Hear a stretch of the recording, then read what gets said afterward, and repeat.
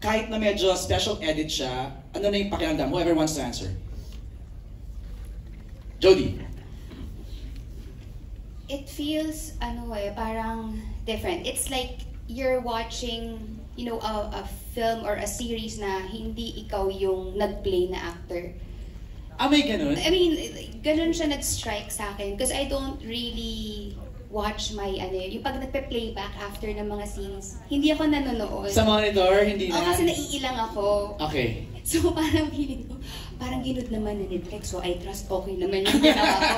So ngayon, pag binuo mo na siya, pinagdikit-dikit mo na siya, kasi parang pieces of puzzle yan eh. Right. Pag ginagawa namin, hindi naman namin siya sinushoot chronologically. Pero ngayon, pag nakita mo yung may mga moments na parang shocks, parang it's as if hindi mo alam na yun yung mangyayari. Parang bago sa'yo lahat, ang fresh. Sa mga directors natin, ano ba nga pakiramdam seeing it in big screen? Lahat ng yung pinaghirapan, Direk Manny. Of course, napanood na namin to while the series was being edited. Pero iba talaga kapag nakita mo siya, napakalaki. No, tama yung sabi ni Jody, di ba? Nag-iba yung pakiramdam mo when you're inside the cinema. And of course, again, I encourage people to watch it again sa TV. Kasi iba rin naman ang experience when you're watching in the comforts of your own homes, di ba?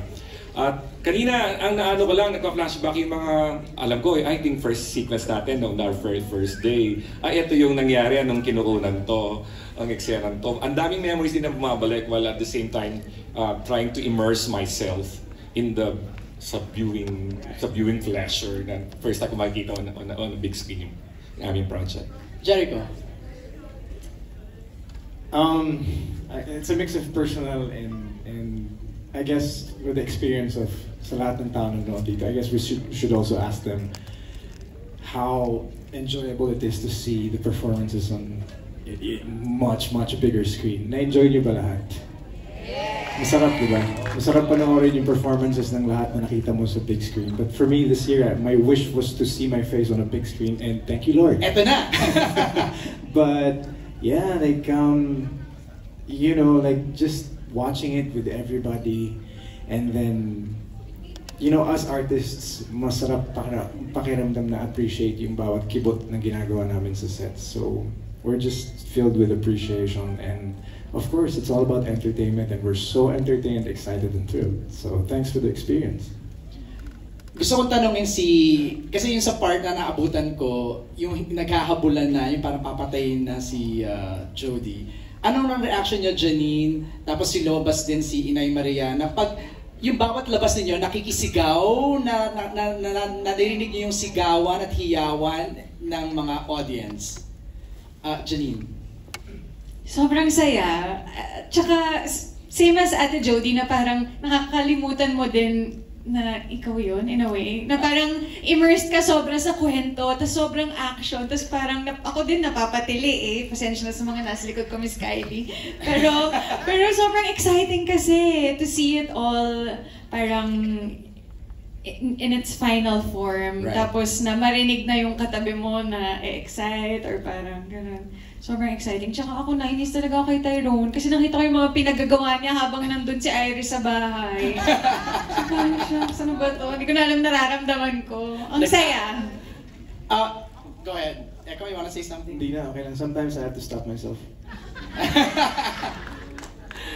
Nay, ikaw, Nay Maria. Yung taghiyawan sila sa'yo kanina. Sabi ko, ayan. Wala naman. Ala ka. Okay, hinahon. Ang mga puso natin. Nakakatuwa kasi totoo yung sinabi ni Jody kanina. Kasi pag nag-shoot kami, nakakonsentrate lang kasi kami doon sa ginagawa namin. Hindi namin alam yung ano mangyayari. Anong dating. Kasi hindi naman kami mahilig manood ng tawag doon? Playback. Yung preview. Hindi kami nanonood. Nay, yung one line mo lang eh. I-andar mo na. Yun lang. Di ba? Yeah, actually. That one line alone simple, yes. kind of moved the whole cinema. Galing. Okay, magtawag tayo ng ating mga kasamahan sa press, Kuya AJ, na magtatanong for tonight. let's begin with Alan Santon. Kasi andito si Alan eh. Bigyan na natin yung floor kay Alan. Plan will request that you use the microphone. It's either doon or here para ano. We'll do it alternately, yung mga wala dito and yung mga nandito. Sige. Let's begin with Alan Santon of Stars Photo. Hello po. Good evening everyone. Hi, Alan. Yeah, good afternoon. Congratulations to the new, ito yung bagong teleserye ng ABS. Yung first question ko to Echo, parang ang tagal-tagal ka namin hindi nakita on, di ba, on screen. Parang na-miss ka ng mga fans mo, mga co-artists mo. Why you decided to accept the role and ano yung challenges you encounter? Ilang years nga, Echo, no? Ilang years before ka ulit lumabas? 2017, 2018. Wow. 2018. Yeah, Nakakamiss naman talaga. 6 years, 6 years. Oo. Naligaw ako eh. No. First of all, I want to thank all the people I work with dito sa show and sa Dreamscape for actually offering me the role of Tyrone and Arthur, because I had no expectations and I was really blown away. I might as well have, sana nagkaroon na lang expectation, because watching the final product was just amazing. So I want to thank my directors for, just having the vision talaga, and we all shared the same thing. It's nice to be in working with a group who share the same energy and share vision, and that's what I got. So ang feeling ng pagbalik mo ganon, and then ABS, like buhay ulit yung relationship namin. It never died naman, but coming back to ABS felt like coming back to home. And then having our friends here watch it, and then it's such a great show. I'm not kidding, I'm so proud of it. I feel like I made the best decision this year. Yes! So, thank you very much. It's the best time to, to just, one word na lang, para madaldal ako eh. I don't want to turn my back on my artist again. And this is it, full embrace. Yeah. And this is the best team to share it with. Saka once an actor, always an actor. Di mo naman halos yun, Jericho. Thank you.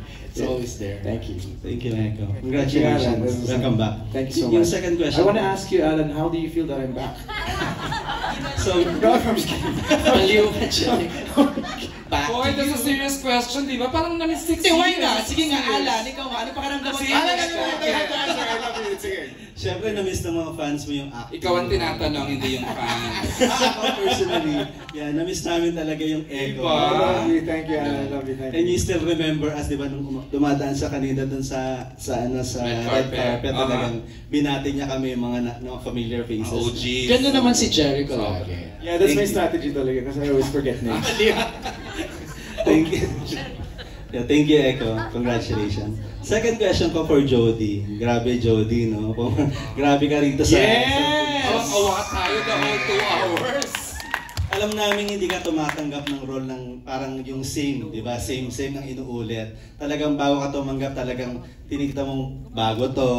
Yan, parang bago talaga na nakita namin Jody dito. Action, di ba? Parang tinalo mo si Tomb Raider dito. And yung mga fight scenes mo, di ba? Hindi, tanong namin, how was it? Kumbaga, how was it? Paano ka nag-prepare dun sa character mo? And paano ka nag-training? And ano yung mga na-encounter mo during the times na nasaktan ka ba? Ano yung mga challenges you encounter during the shoot? When it was first offered to me, I think